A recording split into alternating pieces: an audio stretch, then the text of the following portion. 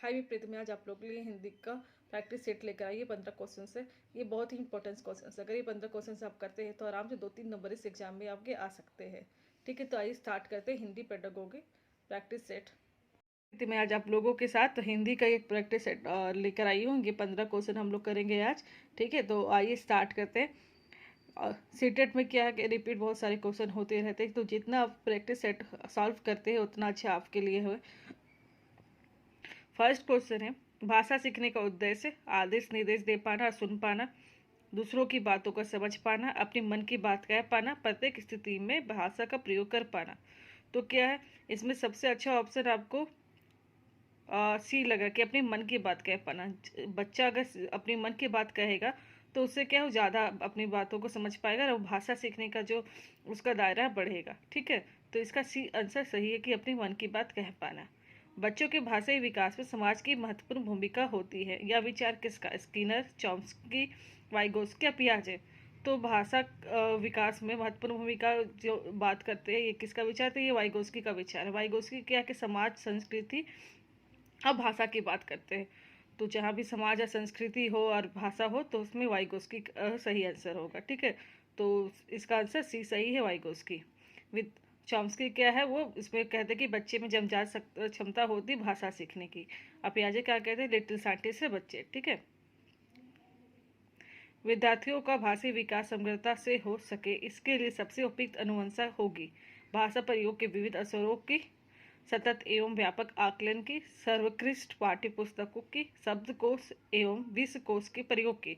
तो यहाँ पे आंसर सही है, इसका फर्स्ट है कि अगर भाषा के विविध अवसर दिए जाए तो बच्चा क्या भाषा बहुत ही अच्छी तरीके से सीख सकेगा। अगर हम उसे कुछ अवसर ही नहीं देंगे तो वो क्या सीखेगा? कुछ नहीं सीख पाएगा। और सतत और व्यापक आकलन करने से भी बच्चा को अगर अवसर ही नहीं देंगे तो फिर आकलन करने का क्या मतलब है? ठीक है, डिक्शनरी दे दे या फिर पाठ्य पुस्तक दे दिया जाए, उसे क्या को उतने अच्छे से नहीं सीखे जितने अच्छे वो उसे अपनी भाषा का प्रयोग करने के अवसर दिए जाए। तो इसका आंसर ए सही होगा कि भाषा प्रयोग के विविध अवसर उसे दिए जाए।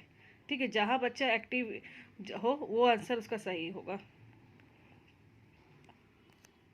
लिखित भाषा का प्रयोग कार्यालयी कार्यों के लिए ही किया जाता है, अपनी अभिव्यक्ति के लिए किया जाता है, केवल साहित्य सृजन के लिए किया जाता है, केवल प्रतिवेदन लेखन के लिए किया जाता है। तो सिर्फ कार्यालय कार्य के लिए तो नहीं किया जाता, अपनी अभिव्यक्ति के लिए भी किया जाता है, केवल साहित्य सृजन के लिए या फिर केवल प्रतिवेदन लेखन के लिए। तो इसका आंसर बी सही है कि अपनी अभिव्यक्ति के लिए किया जाता। लिखित भाषा का प्रयोग क्या करते हैं? व्यक्ति भी अपनी अभिव्यक्ति के लिए करते हैं। ठीक है, तो इसका बी आंसर सही है। लिखित भाषा का प्रयोग क्या है? व्यक्ति अपनी अभिव्यक्ति के लिए करता है। ठीक है, भाषा की कक्षा में भाषाई खेलों का आयोजन मुख्यतः आकलन का काम करता है, रोचक जोश लाता है, अध्यापक के काम को सरल बनाता है और भाषा सीखने की प्रक्रिया में स्वाभाविकता लाता है। तो कभी भी सीबीएसई ये नहीं कहेगा कि शिक्षक के बोझ को कम किया जाए या फिर अध्यापक के काम को सरल बनाए। उन्हें कठिन से कठिन काम दिया जाता है। ठीक है, तो ये आकलन का काम करेगा या फिर रोचक या जोश लाएगा। तो इससे अच्छा आंसर डी है इसका ऑप्शन, कि भाषा सीखने की प्रक्रिया में स्वाभाविकता लाता है। अगर बच्चा खेल के माध्यम से कुछ सीखता है तो क्या है, वो उस कार्य को लंबे समय तक स्मरण भी रखेगा और उस सीख को वो आगे भी उसके कायम रखेगा कि आज ये सीखे तो उसके मन में और कल के लिए भी खेलने के लिए भी जोश रहेगा। तो उसमें क्या है कि जो भी बातें वो सीखता है तो उसकी उस भाषा में वो स्वाभाविकता लाता है। ठीक है, तो भाषा सीखने की प्रक्रिया में क्या है, स्वाभाविकता लाता है खेल के माध्यम से। इसलिए ज़्यादातर स्कूलों में खेल का आयोजन किया जाता है कि बच्चा खेल के माध्यम से सीखे। कविता कहानियों पर चर्चा करने एवं प्रश्न पूछने का उद्देश्य क्या होता है? तो इसमें कल्पनाशीलता का पोषण करना मात्र है, या भाषा सीखने का आकलन करना मात्र है, या साहित्य के प्रति बच्चों को की रुचि जागृत करना, या भाषा के विभिन्न छटाओं का अनुभव कराना। कविता कहानी पर चर्चा करने एवं प्रश्न पूछने का उद्देश्य क्या है? तो कल्पनाशीलता का पोषण करना मात्र, या भाषा सीखने का आकलन करना मात्र, या सी आंसर सी साहित्य के प्रति बच्चों की रुचि जागृत करना, या डी भाषा के विभिन्न छटाओं का अनुभव कराना। तो कविता और कहानियों का चर्चा करें, प्रश्न पूछने का उद्देश्य क्या होता है कि भाषा के विभिन्न छटाओं का हमें अनुभव कराना। ठीक है, तो इसका डी आंसर सही कि भाषा के विभिन्न छटाओं का अनुभव कराना। अगर बच्चों को विभिन्न तरह की भाषाओं को अनुभव कराएंगे तो उससे भली भांति परिचित भी होंगे और वो स्वाभाविक तरीके से सीखेंगे भी। भाषा का अस्तित्व एवं विकास के बाहर नहीं हो सकता। साहित्य, बी समाज, सी विद्यालय, डी परिवार। तो भाषा का अस्तित्व और विकास क्या समाज के बाहर नहीं हो सकता। व्यक्ति क्या एक सामाजिक प्राणी है, समाज पर रहकर ही वो चीज़ें सीखता है। तो इसका आंसर बी सही रहेगा, समाज। भाषा का विकास, अस्तित्व और विकास क्या है, समाज के बाहर नहीं हो सकता। ठीक है।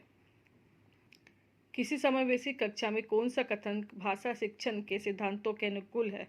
बच्चे अपने अनुभव के आधार पर भाषा के नियम नहीं बना पाते।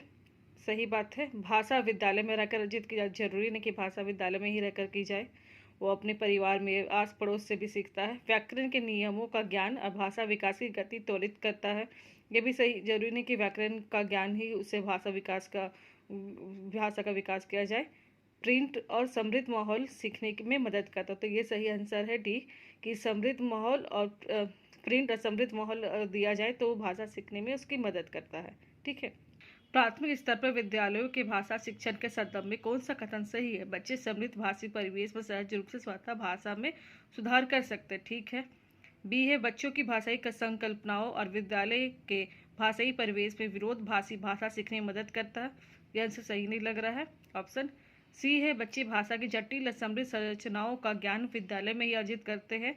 जरूरी नहीं कि बच्चे अपने जो ज्ञान है वो विद्यालय में अर्जित करें, वो अपने परिवार में, अपने आसपास पड़ोस से भी ज्ञान अर्जित कर सकते हैं। और डी है, सतत रूप से की जाने वाली टिप्पणियां और अनवरत अभ्यास भाषा सीखने में रुचि उत्पन्न करते हैं, मगर कई बार ये बाधा भी उत्पन्न करते हैं। कि अगर किसी को भी टिप्पणी करे या उनके भाषा में रुकावट उत्पन्न करने से या तो क्या उसके सीखने की क्षमता कम हो जाती है। ठीक है। तो बच्चों को कभी भी टोकना नहीं चाहिए, जो भी वो सीख रहे हैं उन्हें हमेशा प्रोत्साहित ही करना चाहिए। तो इसका ए आंसर सही कि बच्चे समृद्ध भाषी परिवेश में सहज रूप से भाषा को सुधार सकते हैं। ठीक है। प्राथमिक स्तर की कक्षा में भिन्न भिन्न प्रांतों के अलग अलग भाषा बोलने वाले छात्रों का नामांकन हुआ है। ऐसी स्थिति में भाषा की कक्षा बच्चों के भाषाई विकास के संदर्भ में अवरोध ही प्रस्तुत करती है। जरूरी नहीं है अवरोध प्रस्तुत करे। बी है, बहुत बड़ी समस्या बन जाती है। सी, अनमोल संसाधन के रूप में कार्य करती है। डी, जटिल चुनौती के रूप में सामने आती है। तो अगर प्राथमिक स्तर में कक्षा में अलग अलग प्रांत के लोग आते हैं और नामांकन होता है तो क्या है, लोगों को अलग अलग भाषाएं बोलने को मिलती है और सीखने के लिए भी मिलती है।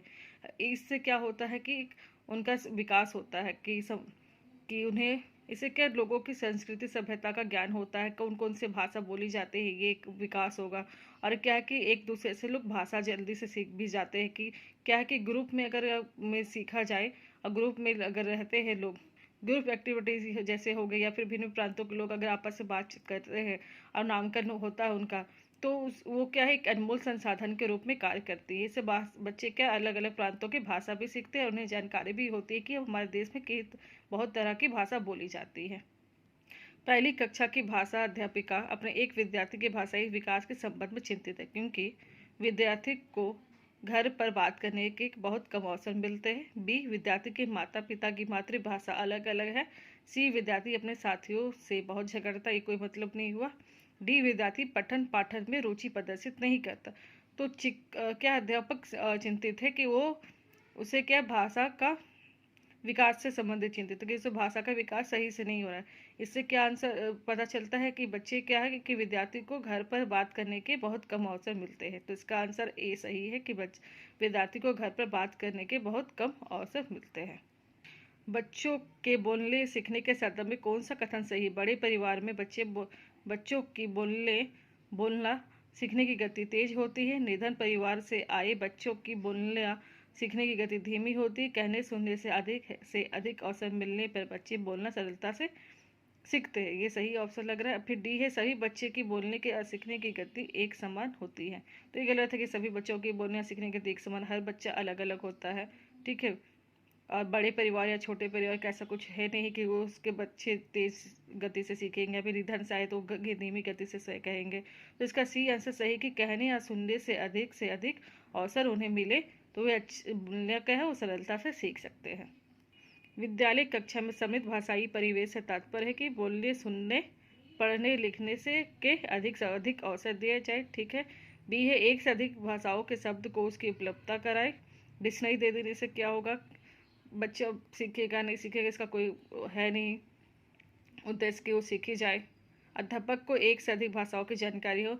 अध्यापक की जानकारी से क्या है, बच्चे को सीखना है। मुख्य धारा की भाषा सुनने से अधिक अवसर दिए जाए, ये भी सही आंसर ही लगा। तो ए इसका आंसर सही है कि बोलने और सुनने का उन्हें दिया जाए।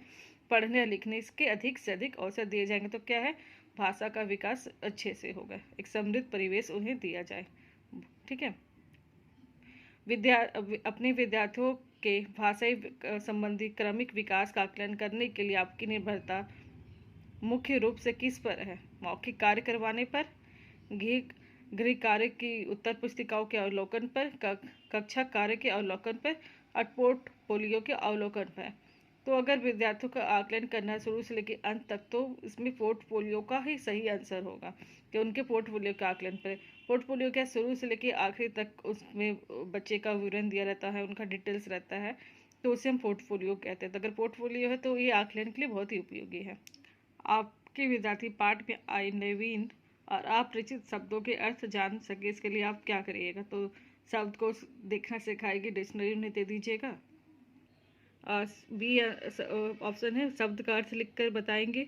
सी, पाठ के संदर्भ में अर्थ समझने की स्थिति पैदा करेगी। पाठ के अंत में दिए गए शब्दार्थ देखने के लिए कहेगी। बच्चों को जो पाठ में आएगी जो शब्द है उसका अर्थ समझाने के लिए क्या होगा, पाठ के संदर्भ में अर्थ को अच्छे से समझाइएगा, उसे रिलेट करेगा, कोरिलेट करेगा, तो उससे क्या बच्चा अधिक अच्छे से सीखेगा और उसका अर्थ को भी समझ पाएगा। तो उसका सी आंसर सही कि पाठ के संदर्भ में अर्थ समझने की स्थिति पैदा करेंगे। ठीक है। आज के लिए इतना ही। हिंदी का ये 15 क्वेश्चन है, प्रैक्टिस सेट। ठीक है। अगर आप मेरे चैनल में नए हैं तो लाइक से सब्सक्राइब करेगा, बेल आइकन को हिट करेगा, जिससे कि जो भी मैं वीडियो डालूँ तो उसका आपको नोटिफिकेशन मिलते रहे। ठीक है। वीडियो देखने के लिए थैंक यू।